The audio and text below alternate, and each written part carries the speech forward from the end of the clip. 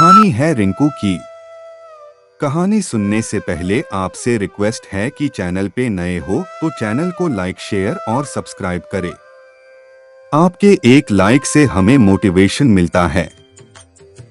School की पढ़ाई के दौरान रिंकू अपने परिवार के साथ एक छोटे से शहर में रहता था। पढ़ाई लिखाई में उनका मन नहीं लगता था।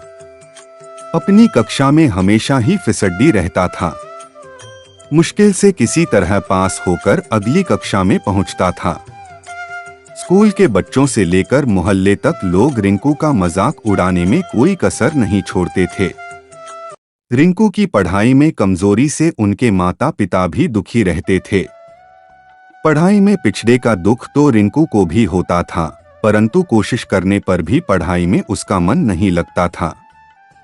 हर तरफ से उपेक्षा और तिरस्कार से दुखी होकर अंततः रिंकू ने पढ़ाई छोड़ने का मन बना लिया। अभी वह 10वीं कक्षा में था। उसकी पढ़ाई की जो स्थिति थी, उससे बोर्ड की परीक्षा में उसे पास करने की उम्मीद लगभग न के बराबर थी। अपने जीवन से निराश रिंकू एक दिन जब स्कूल से घर लौट रहा था तो रास्ते में एक जगह रामायण की कथा हो रही थी। उस समय ओजस्वी स्वर में कथावाचक लंका कांड की व्याख्या कर रहे थे। कथावाचक के ओजस्वी स्वर से बुरे ख्यालों में खोए रिंकू की तंद्रा भंग हुई और वह सम्मोहित होकर कथा स्थल की ओर चल पड़ा। कथा स्थल पर पहुंचकर वह जगह बनाते हुए आगे की पंक्ति में जा बैठा। रिंकू को देखकर कथावाचक मुस्कुराए और अपनी कथा को जारी रखा। रिंकू एकाग्रता से कथा के एक एक शब्द को सुन रहा था। इस समय कथावाचक कह रहे थे, समस्या बड़ी गंभीर थी। सागर तट पर श्री राम की सेना के सभी योद्धा लक्ष्मण, हनुमान, सुग्रीव, अंगद आदि गंभीर सोच में डूबे थे। जटायु से यह तो पता लग गया था कि रावण सीता को लेकर दक्षिण दिशा में उफनते समुद्र के पास स्थित अपने राज्य लंका में गया है, परंतु इस विशाल समुद्र को लांघकर लंका जाएगा कौन? समस्या विकट थी।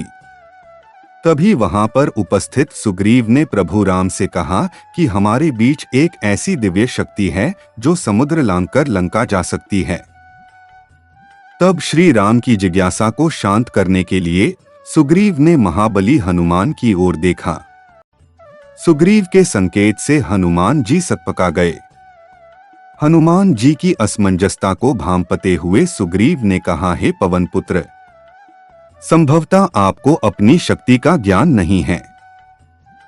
बचपन में आपने सूर्य को एक फल समझते हुए एक छलांग में उसे सैकड़ों कोस दूर जाकर निगल लिया था, तो फिर लंका की दूरी ही क्या है? जरूरत है तो सिर्फ आपको अपने विश्वास को जगाने की। आप जब अपने विश्वास को जगा लेंगे और मन में ठान लेंगे तो शक्ति आप में स्वतः आ जाएगी। सुग्रीव की बात सुनकर एक तरफ जहां हनुमान जी को आश्चर्य हुआ, वहीं उनका विश्वास भी जागा और वे समुद्र लांघने को तैयार हो गए। अगले ही दिन उन्होंने पूर्ण विश्वास के साथ समुद्र लांघते हुए लंका की ओर प्रस्थान किया।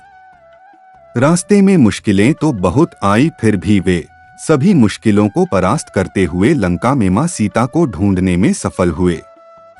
वहां कथावाचक के एक एक शब्द को मंत्रमुग्ध होकर सुन रहे रिंकू का नया जन्म हो चुका था।